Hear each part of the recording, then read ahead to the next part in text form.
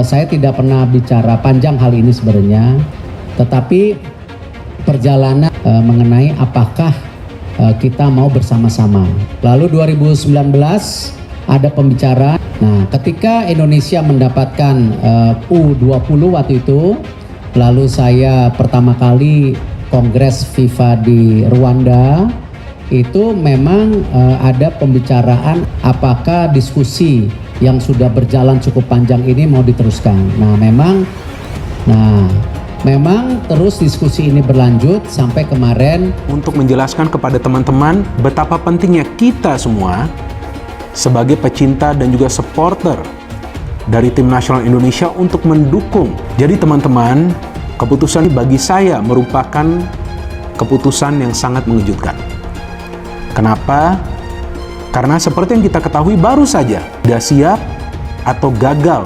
Dan memang faktanya 상대는 내가 앉아서 골을 한 골에 덜 먹기 위해서 준비할 것이라고 생각하고 있고 그러면서 우리한테 뭐 간간히 역습할 것이다. 그렇지만 우리 또한 절대 실점은 용납하지 않는다. 그렇지만 상대가 밀집했을 때 우리가 어떻게 만들어 나갈지에 대해서는 좀 더 연구하고 어떻게 할 것인에 대해서는 제가 내일 경기장에서 보여줄 수 있도록 하겠습니다. Rotasi hampir 70% pemain, Sintayong puas melihat penampilan timnas Indonesia.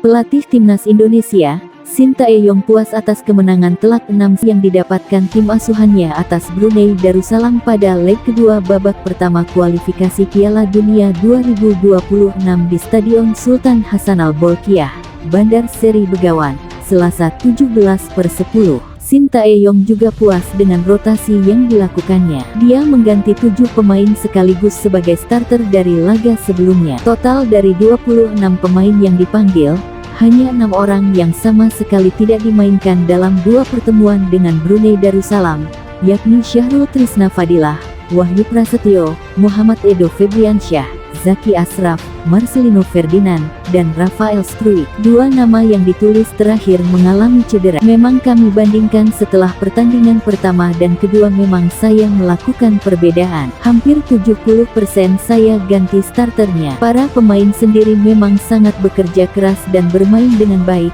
kata Sintayong, dikutip dari laman PSSI. Walaupun bermain tandang, tetapi mereka tidak lengah. Saya mengucapkan terima kasih kepada para pemain, ujarnya menambahkan, diketahui timnas Indonesia kembali tampil perkasa di hadapan Brunei. Setelah unggul 6-0 pada leg pertama di Stadion Utama Gelora Bung Karno, timnas Indonesia mengulang kemenangan dengan skor sama yaitu 6-0 di kandang Brunei. 6 gol Indonesia dilesakkan masing-masing oleh Hoki Caraka 6, 44, Egy Maulana Fikri 42, Witan Sulaiman 47, penalti Rizky Ridho 64, dan Ramadan Sananta 82.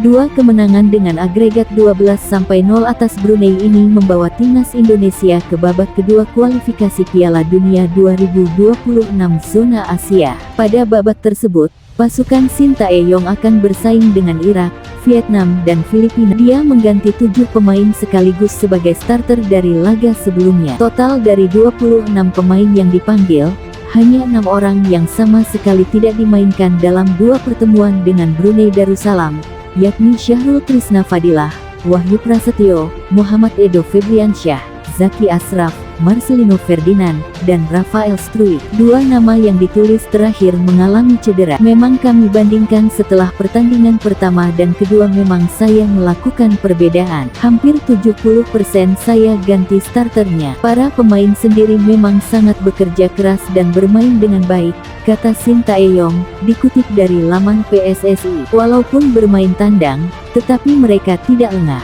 Saya mengucapkan terima kasih kepada para pemain, ujarnya menambahkan, diketahui timnas Indonesia kembali tampil perkasa di hadapan Brunei. Setelah unggul 6-0 pada leg pertama di Stadion Utama Gelora Bung Karno, timnas Indonesia mengulang kemenangan dengan skor sama yaitu 6-0 di kandang Brunei. 6 gol Indonesia dilesakkan masing-masing oleh Hoki Caraka 6, 44, Egy Maulana Fikri 42, Witan Sulaiman 47, penalti Rizky Ridho 64, dan Ramadan Sananta 82. Dua kemenangan dengan agregat 12-0 atas Brunei ini membawa timnas Indonesia ke babak kedua kualifikasi Piala Dunia 2026 zona Asia. Pada babak tersebut, pasukan Sintayong akan bersaing dengan Irak, Vietnam, dan Filipina.